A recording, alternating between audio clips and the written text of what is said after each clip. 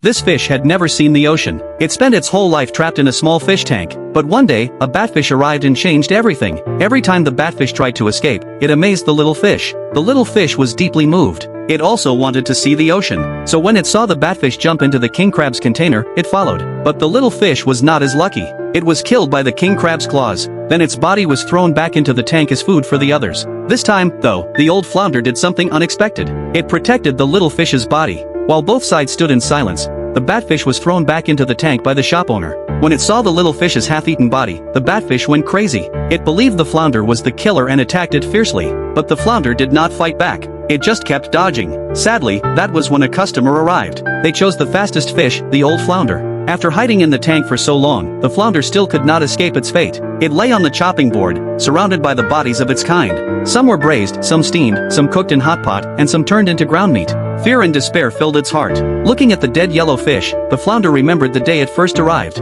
It was the one who had taught the little fish how to play dead to survive. At that moment, the flounder finally understood. At first, it only wanted to stay alive. But as a farmed fish, there was no future. No matter how much it escaped, its fate was always the same, to end up on a dinner plate. If it had another chance, it would run away like the batfish. Then the chance came. The customer suddenly changed their mind and asked for a batfish instead. The flounder lived. This time, the batfish was served on the table. Even in the last seconds, it kept struggling, but in the end, it could only watch as its body was eaten piece by piece, until it was gone forever. After that, the flounder stopped playing dead. The next day, when the shop owner opened the tank lid, it jumped out. It wanted to see the ocean that the batfish had always dreamed of. That wide and free place. The flounder used all its strength and leaped forward, but halfway through, it lost its energy. At that moment, it seemed to hear the batfish's voice. With their encouragement, the flounder finally reached the shore. But it was caught again. The owner knocked it out with a flick. He was about to throw the flounder back into the tank, but then, the flounder spat out a toy knife and threw it at the owner. Then it jumped into the sea.